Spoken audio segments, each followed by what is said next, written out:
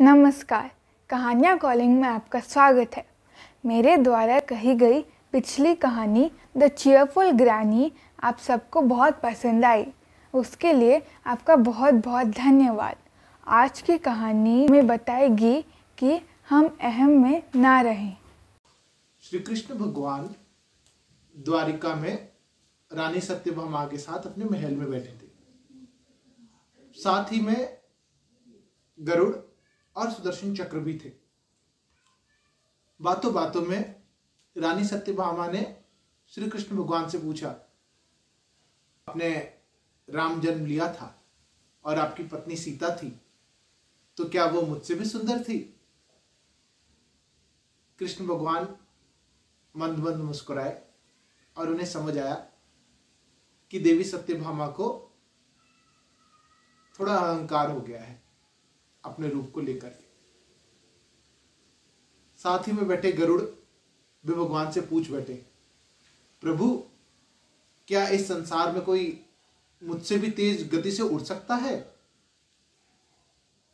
यह देख के सुदर्शन से भी नाराज आ गया और सुदर्शन चक्र ने पूछा, प्रभु मैंने अनेक युद्धों में, अनेक परिस्थितियों में आपका साथ दिया और आपको विजय दिलवाई है और शत्रुओं का नाश कर दिया है, विध्वंस कर दिया पूरी तरह।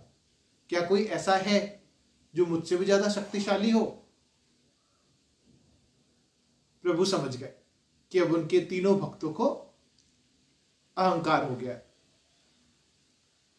उन्होंने उस वक्त कुछ जवाब नहीं दिया और गरुड़ से कहा, तुम एक काम करो, तुम हनुमान के पास जाओ और उनसे कहो प्रभु श्री राम और माता सीता द्वारिका पधारे हैं, तो तुम्हें बुलाया है मिलने के लिए।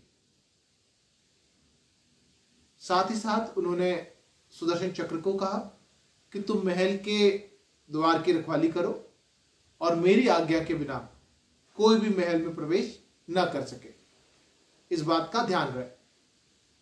इधर उन्होंने रानी सत्यभामा को कहा कि क्यों ना आज तुम सीता मैया का रूप धरो और मैं श्री राम का, हनुमान जी आएंगे, उनको भी बड़ी प्रसन्नता होगी।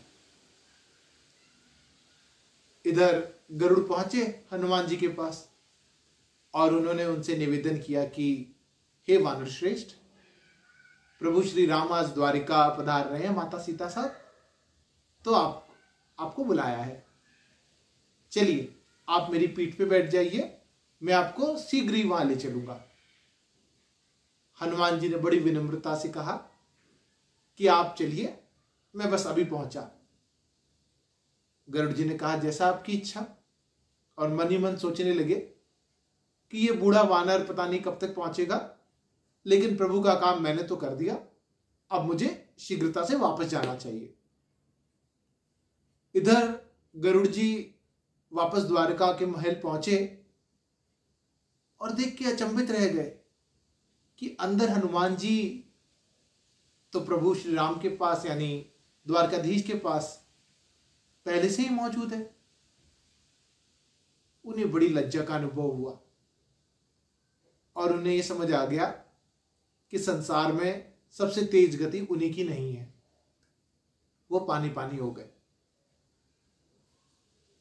इधर रामचंद्र जी ने यानी द्वारकाधीश जो कि रामचंद्र के वेश में थे पूछा, तुम महल में प्रवेश कैसे कर गए? क्या तुम्हें द्वार पे किसी ने रोका नहीं? हनुमान जी ने नेत्र झुकाए, हाथ जोड़े, विनम्रता से प्रभु से कहा, मुझे रोका तो गया था, आपके परम प्रिय सुदर्शन चक्र ने रोका था, परंतु मुझे आपसे मिलने से कोई नहीं रोक सकता, और वो भी तब जब आपने बुलाया हो मुझे, तो मैंने उसे अपने मुंह में दबा लिया था। कहते हुए वो अपने मुख से सुदर्शन चक्र निकालते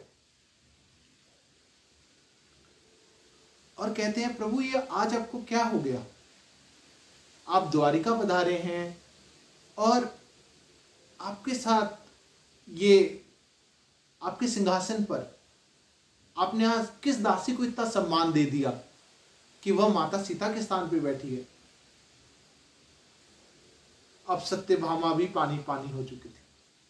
उनका अहंकार चूर हो गया था और तीनों ही यानी सुदर्शन चक्र, गरुड़ और रानी देवी सत्यभामा तीनों को एहसास हो गया था कि उन्हें घमंड हो गया है और प्रभु ने कितनी सहजता से उस घमंड को चूर चूर कर दिया। तीनों प्रभु के चरणों में जा गिरे। यह देख हनुमान जी को भी अपनी एक बात याद आई कि कभी उन्हें भी इस तरह का एहसास हुआ था। बात तब की है जब वो सीता मैया रावण के पास अशोक वाटिका में थी और रावण क्रोध से आग बबूला होकर के अपनी चंद्रहास लेकर गया था कि आज तो मैं सीता का वध कर ही दूंगा, ये मेरी बात मान के राजी नहीं है, इतना समय हो गया। और तब हनुमान जी के मन में आया था कि मैं अगर इसने ऐसा किया तो मैं वहां कूद पड़ूंगा, इसकी तलवार लेकर के इसी का वध कर दूंगा मैं। लेकिन वहां उसी वक्त मंदोदरी आ गई, यानी कि रावण की धर्मपत्नी, और उसने रावण को ऐसा करने से रोक लिया। तभी हनुमान जी को ये लगा कि हाँ, अगर ये मंदोदरी नहीं आती तो मेरे मन में ये विचार आ जाता कि अगर मैं नहीं होता तो सीता मैया की रक्षा कौन करता। जबकि ये तो प्रभु श्री राम ने बड़ी सहजता से ये कार्य मंदोदरी से करवा लिया। उसके बाद उन्होंने वहां लंका जलाने से पहले ही वहां के एक संत से सुना था, त्रिजटा से, कि ये तो लंका जलाएगा। अब वो सोचने लगे कि प्रभु श्री राम ने तो लंका जलाने के लिए कुछ कहा नहीं और ना मेरे पास कुछ जलाने का साधन, मैं ऐसा करूंगा कैसे। वो इसी सोच में पड़े रहे कि वहां अशोक वाटिका में उनकी राक्षसों से बहुत भिड़ंत हुई, बहुत उत्पात मचाया, जिस बात से हम सब वाकिफ हैं। और अंततः इंद्रजीत यानी मेघनाथ उन्हें बंदी बना करके रावण के समक्ष ले जाते हैं। रावण की इच्छा होती है कि हनुमान जी को मृत्यु दंड दिया जाए, परंतु यहां भी विभीषण बोलता है कि यह सामने पक्ष से आया है, ये एक दूत है, एक दूत की हत्या करना अनैतिक है, तो हमें इसका वध नहीं करना चाहिए।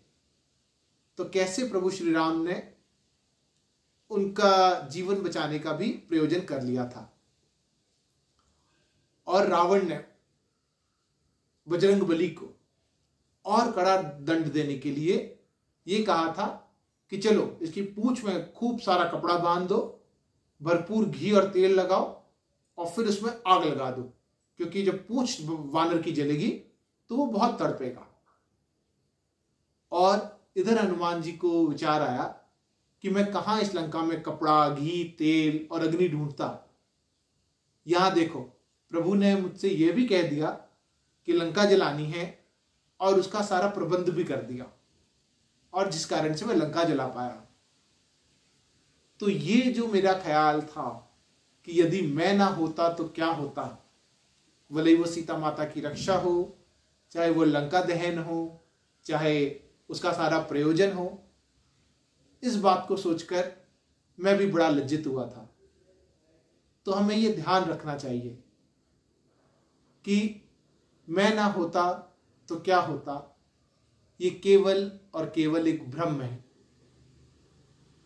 हम केवल निमित्त मात्र है, होता सब कुछ प्रभु की इच्छा से है।